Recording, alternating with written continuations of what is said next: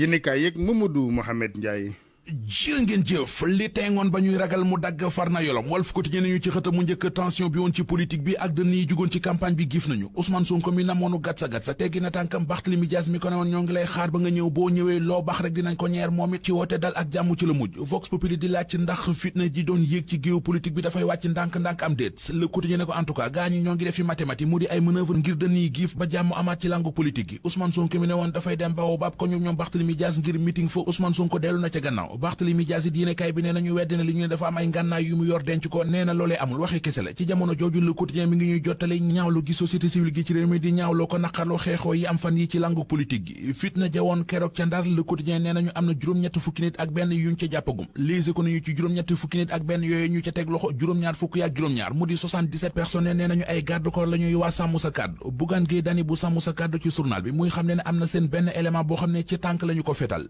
police bu Sénégal ak xibaar bi ñu joxe démb jaare ko ci communiqué wax nañu ci ay karawaan yu ñu dogal yi fuye leen ba fekk ci ay ngànnaay yu bari bokk na ci ngànnaay yu ñu gis ay pompe à gaz ay liif ay mbolde ay paaka yu bari ak i lasper journal Tribune bind ne Diomaye dëggal na boppam Sonko dellu gannaaw ci gàtsa gi mu doon woote ba xamal ñooñam yi ne loolee ma leen waxoon mu di ñu wàcc ci mbedd mi ñàkkante ko ak gaañi loolee na ngeen ko désactiver teg ko ci suuf continuer leen seen campagne ci jàmm ak dal bu leen attaqué kenn bu leen dóor kenn bu leen provoqué kenn source nañu Ousmane Sonko teggi na tànkam bu nuppi nag leeral li tax mu soppi doxin waaye terewul Barthélémy Dias moom mi ngi koy ñaq-ñaqal nee na Ousmane Sonko ab ragal la te du waxkatu dëgg Le Témoin dañuy wax ne laale giñ doon ragal mu am ci diggante Ousmane Sonko ak Barthélémy Dias yàlla def na ci jàmm ba ñu moytu ko réew mi quotidien nañu Ousmane Sonko moo jënd galas moo woote jàmm ci jamono jooju nag yéenekaay bi mi ngi ñuy xamal ne waa këram yi moom Ousmane Sonko di waa Pastef nee nañu dañuy porter plainte Barthélémy Dias porter plainte Bougane Gueye Dany porter plainte Mansour Faye porter plainte Pape Djibril Fall porter plainte Assane Diouf ba porter waale plainte sax contre X ci seen militants yi ñu ne dañu leen doon fitnaal ca Ndar kii di Barthélémy Dias yéenekaay bi nee nañu wax na démb ne amul ci réew mi benn service état bu mën a prouver ne dafa denc ay ngànnaay journal L'Info nañu meerum Dakar bi yemu ci ne yu bari yu mu xam ne Ousmane Sonko wax na ko démb Barthélémy Dias dafa weer Ousmane Sonko ba mu ne wesar dem na ba koy fàttali keroog ba mu tiitee jàq tax mu dawoon ñëw ci moom Barthélémy Dias di fa sàkku ndimbal ak wàll Barthélémy Dias ne keroog bi mu ñëwee am na lu ma ko wan am na lu ma ko jàngal man mii maa ko dimbale ba mu mën a protéger ak njabootam ak fetal sax xamul woon nan la ñu koy téye ba jàngal ko ni ñuy sarse ak fetal tey loolee du ko weddi wérantey yet ak dóorantey kurpañ yi ñu doon ragal ci waa kër Ousmane Sonko yeeg ci ñooñi Barthélémy Dias yi lii quotidien ne nañu ci ay wax ci la mujj ci yaama nekk maane la ci la mujj ne waa sàmm sa kàddu calmé nañu jeu bi Ousmane Sonko désactivé ay menaces am Amadou Ba mi jiite coalition jàmm ak njariñ Source A mi ngi ñuy wax ne def na démb conférence de presse ba ñaawlu fa bu baax a baax fitna gi am ci campagne bi Le Public yéene kay nañu li am ba des moo di Ousmane Sonko mi doon woote ab guerre diggam ak Barthélémy Dias Sonko mu joué moo perte dafa delloo avance moo woote gatsa